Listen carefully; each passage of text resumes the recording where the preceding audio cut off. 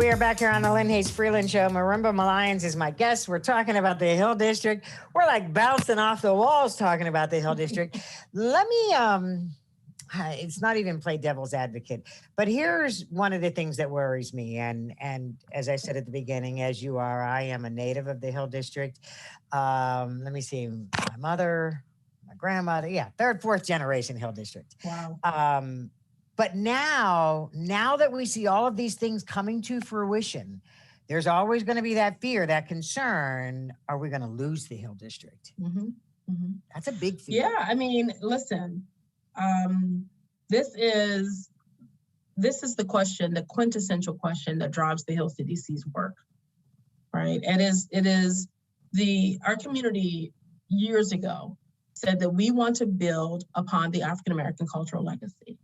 That was the community's vision. And we just took that and we began to implement programs that would assure that outcome. We do home ownership programs. We do entrepreneurship programs.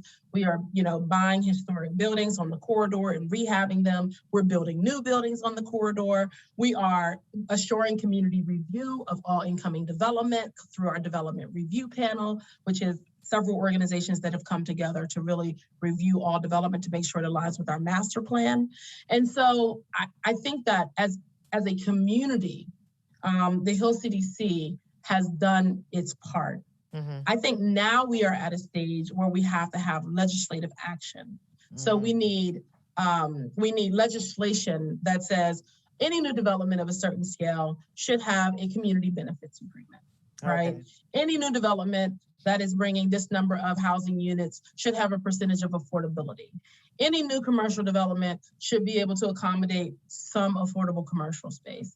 These are things that have to be done on the legislative level because there's only so much that you can do on the advocacy level, right? It's just not sustainable to think that at every turn you're going to advocate for that specific development. And so now we're really at the policy level. We really have to begin to shift the responsibility of these things from community-based organizations, from community development organizations, from individual advocates to the elected bodies, right? We have to do that. We have to do that through our regulatory bodies, through city planning. We have to do it through our redevelopment authority, through the URA.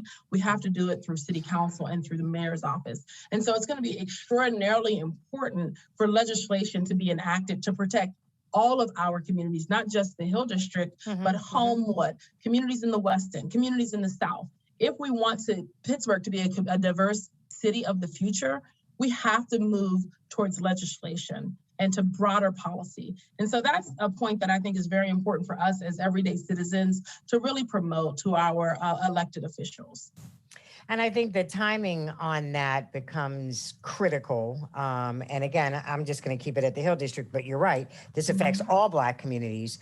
But because that transition, the wind of transition is now blowing. You've got the Lower Hill development. You've got all of these things happening. Without that legislation, without it being cemented, if you will, it's a big risk. We Hill CDC, as well as the Development Review Panel, again, which is a body of several Hill District organizations that appoint resident members to review development, advocated fiercely for a community benefits agreement for the Lower Hill District.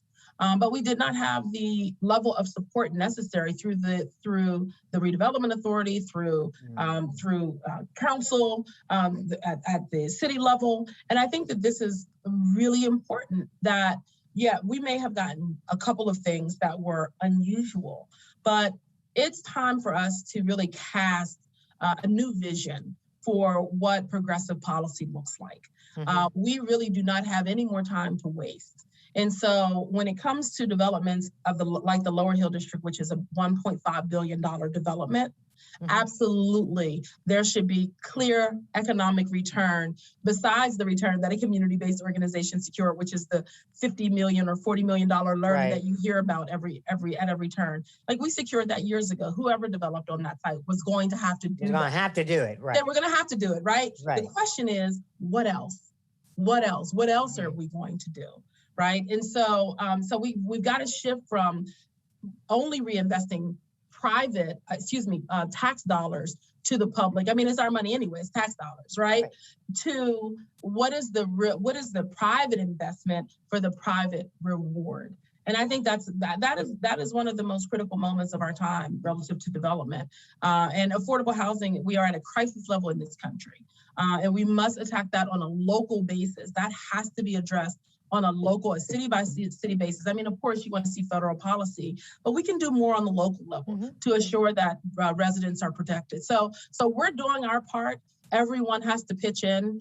There's a lot of chatter out there. It's easy to get confused about who's on what side and who's doing what. But at the end of the day, I always say, just look at, let's just follow what the goals are, and let's see who's moving to implement those goals. That's the only thing you can do, is measure what people are delivering at the time that it is happening. And so that's where we are in the Hill District, the Lower Hill District included. That's happening on Center Avenue. It's about accountability, and I believe in accountability. I believe in accountability of myself and our organization, but I also believe in accountability of government agents.